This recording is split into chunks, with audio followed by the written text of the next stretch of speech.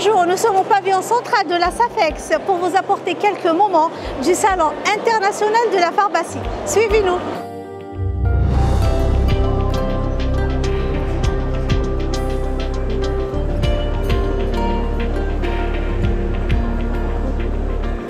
Cette édition est inscrite sous le parrainage de Monsieur le ministre de la Santé et de Monsieur le ministre chargé de l'industrie pharmaceutique.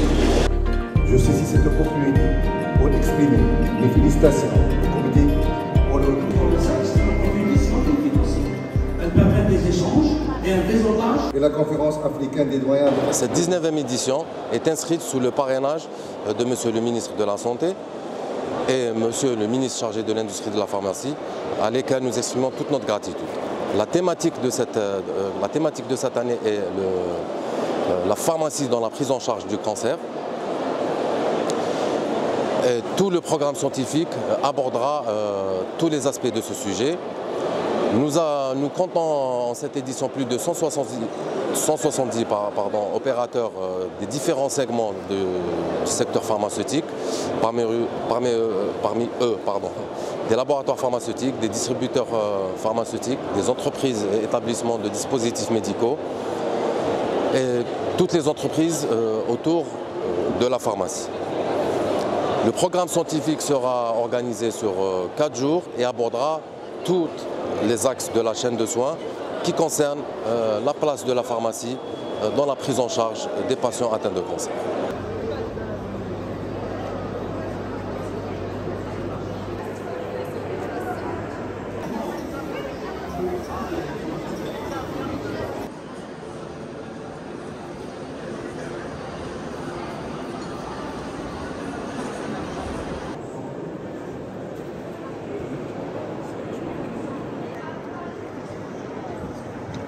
Voilà, comme chaque année, le CNOP est partie prenante aussi pour participer au Salon international pharmaceutique, le CIFAL. Cette année, c'est une thématique, comme je l'ai annoncé, très sensible. C'est la prise en charge des malades cancéreux et plus particulièrement le traitement qui doit accompagner ces malades cancéreux. Actuellement, en Algérie, nous constatons qu'il y a uniquement au milieu hospitalier ou bien hospitalo-universitaire que le malade cancéreux est pris en charge en matière de traitement. En matière de traitement, nous souhaiterons en tant que CNOP, d'ailleurs c'est des propositions que nous avons à maintes reprises de façon récurrente proposées au ministère pour que les traitements des anticancéreux par voie orale, PEROS, soient instaurés au niveau des officines pharmaceutiques, c'est-à-dire au niveau des pharmacies de la ville. C'est très important, pourquoi? Parce qu'une fois le malade est envoyé à domicile, il lui faut un accompagnement. Il lui faut un ajustement de traitement, il lui faut des conseils. Donc il n'y a que le pharmacien d'officine qui est capable d'instaurer cette pratique-là. Et c'est un acte qui revient de droit au pharmacien d'officine. Pourquoi? Parce que le pharmacien d'officine restera, comme je l'ai dit, un pivot en matière de conseil, en matière d'accompagnement et en matière de consultation aussi, avec tous les acteurs et professionnels de la santé. Il va devenir le lien même entre le patient et son médecin prescripteur. Donc comme vous voyez que, comme on le sait tous, un malade cancéreux, c'est un malade qui souffre d'une pathologie qui le détache un petit peu de raisonner. Donc son raisonnement, ça va être le pharmacien d'officine. Donc je souhaiterais que dans l'avenir, que ce genre de traitement soit instauré. D'ailleurs, il y a une volonté qui est exprimée par les pouvoirs publics pour que ces médicaments anticancéreux soient instaurés au niveau de l'officine de la ville. Vous avez été reçu par le ministre de l'Industrie pharmaceutique? Oui, j'ai été reçu par le ministre de l'Industrie pharmaceutique et ça a été une réponse très positive de sa part. D'ailleurs, je le remercie par le passage. Il a été perceptible à notre proposition et on a dit, dans un premier lieu, on va vous proposer, parce qu'il faut des textes d'application, il faut une loi, il faut des arrêtés, il faut instaurer des lois pour que ces médicaments soient basculés vers l'officine. Donc dans un premier lieu, on a souhaité que ce genre de molécules soit défini, il faut qu'il y ait une nomenclature de ces médicaments PEROS qui doivent basculer vers l'officine, et pourquoi pas et puis il faut aussi une interconnectivité entre ministères, le ministère de l'Industrie, le ministère du Travail pour le remboursement des molécules. Donc c'est toute cette panoplie, tous ces acteurs de l'État doivent entrer en jeu pour pouvoir mettre en place une procédure qui mettra en position confortable le patient algérien. Avant de commencer, je tiens à féliciter les organisateurs de CIFAL pour une double raison, pour leur invitation et pour le succès. C'est la première fois que je viens ici. C'est un très grand salon et il est comparable à n'importe quel salon international, voire beaucoup mieux. Donc c'était une occasion pour moi de découvrir tout ça et aussi de parler du Forum pharmaceutique international. Le Forum pharmaceutique international il sera cette année organisé en Tunisie. L'année dernière il était au Togo. C'est un événement continental majeur. Il est sous l'égide de 5 organisations, à savoir l'Interordre des pharmaciens d'Afrique, les syndicats, les intersyndicats des pharmaciens d'Afrique, l'ACAME, les centrales d'achat des médicaments essentiels africains, les facultés francophones africaines et les agences de régulation. Donc tout ce monde-là vont se réunir du 30 avril au 2 mai pour en parler des problèmes de la pharmacie et de trouver une solution. On a choisi cette année que cette édition, on la met sous le nom de l'intelligence artificielle et la pharmacie, parce que ça, c'est un phénomène qui est là. La profession doit s'adapter, elle doit le comprendre et éventuellement tirer le profit nécessaire pour mieux servir le patient. Vous avez dit que l'objectif, c'est d'assurer la souveraineté sanitaire et médicamenteuse en Afrique. Oui, c'était un sujet de discussion aussi, parce que l'Afrique, elle produit, là, on parle d'un échange sud-sud. On est très évolué au niveau de les Algériens et Tunisiens, on est très développés en termes de fabrication de médicaments.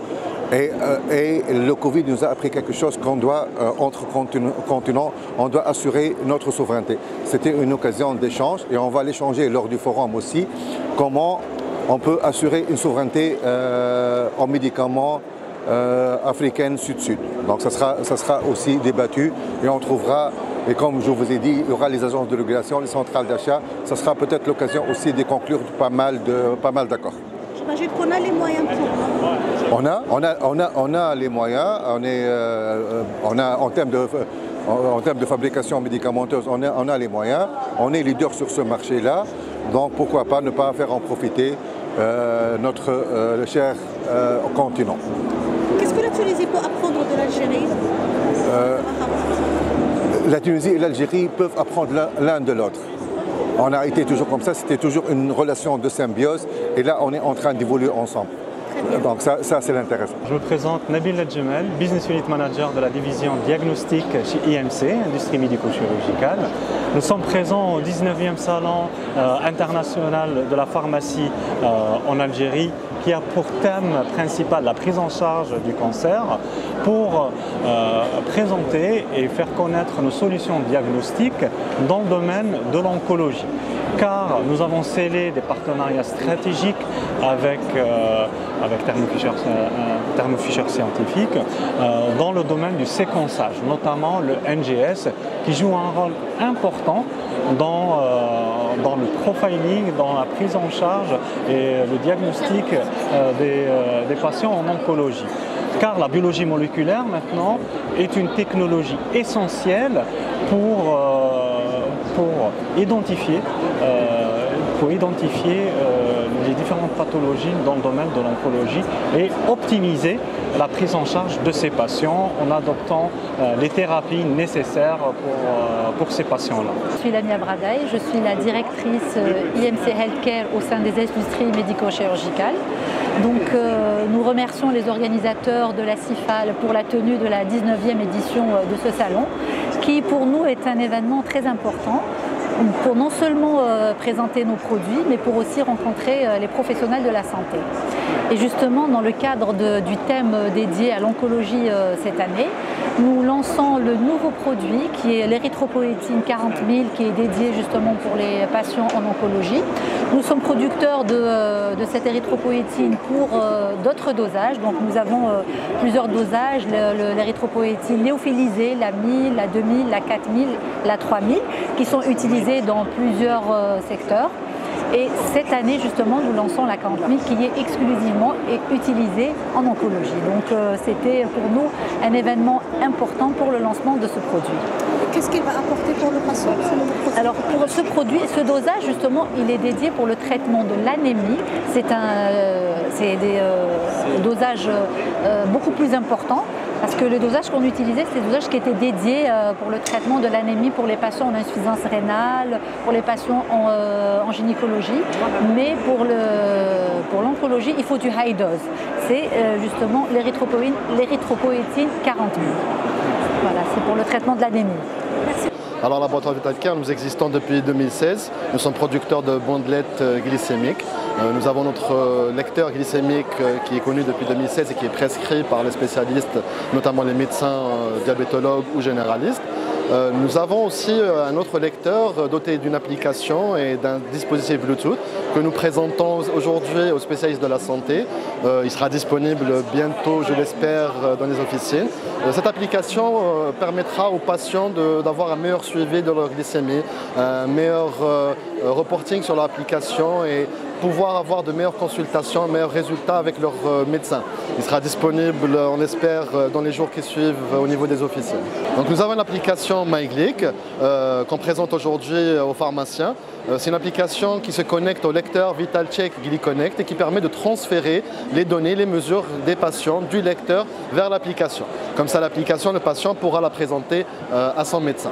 L'application sera disponible très prochainement. Nous la présentons aujourd'hui aux professionnels afin qu'ils puissent connaître bien l'application et bien la conseiller avec le lecteur aux patients diabétiques algériens. Alors, le lecteur sert à prendre ses mesures de glycémie. Et les mesures de glycémie ne resteront pas sur le lecteur, elles seront transférées à l'application sur son téléphone. Nous avons aussi une option sur l'application MyGlic qui est l'option accompagnant. On peut rajouter un parent accompagnant afin qu'il puisse suivre nos mesures. Si on a une hypoglycémie, l'accompagnant est averti immédiatement avec une notification de l'hypoglycémie de la personne qui est parente ou enfant et qui suit sur l'application MyGlic. Notre but, c'est de former les étudiants, mais aussi d'informer le grand public. Durant ce mois, on a une campagne appelée AMR et MAC. MAC, c'est quoi? C'est le Medical Awareness Campaign. Donc, c'est une campagne de sensibilisation qui part sur les médicaments, que ce soit leur bon usage, les bonnes pratiques à utiliser, qu'est-ce qu'on doit éviter. AMR, ça parle beaucoup plus de antibiorésistance. Quand on dit antibiorésistance, eh ben, ça va parler des antibiotiques qu'on a l'habitude de prendre sans forcément consulter notre médecin ni notre pharmacien. Eh ben, le risque de cette automédication, c'est une élévation qui est très grande de la résistance aux antibiotiques, ce qui va nous mettre plutôt dans une impasse thérapeutique. Pendant le mois, on est présent au niveau de CIFAL, au niveau de la place Kennedy, au niveau de plusieurs écoles, afin justement de sensibiliser le grand public sur ces deux points qui sont majeurs, afin de sécuriser chaque foyer, afin d'informer tout le monde sur le bon usage des médicaments. On vous invite à nous rejoindre, à être présent avec nous. Pour plus d'informations, restez branchés. Donc notre participation à la 19e édition du CIFAL rentre dans le cadre de la promotion des produits Saïdal qui concerne le traitement du cancer, qui est le thème majeur de cette rencontre. Donc, comme vous le savez, Saïdal a commencé à commercialiser des produits qui traitent le cancer. Donc, nous avons une gamme variée et qui touche plusieurs pathologies. Et notre présence, c'est dans le cadre de la promotion de cette gamme. Voilà. C'est une gamme variée qui est composée de 26 produits, tous dosages confondus, et qui traitent les maladies cancéreuses, qui traitent le cancer. Voilà. Bon, nous avons beaucoup de projets. Comme vous savez, Saïdal est en plein développement avec 17 projets. Et parmi les projets les plus importants, c'est la production de la matière première qui rentre dans la production des produits comme les antalgiques, les antihypertenseurs et les antidiabétiques oraux. Donc ça va être une première en Algérie pour la production de la matière première avec des Algériens, c'est-à-dire avec des experts algériens, Inch'Allah.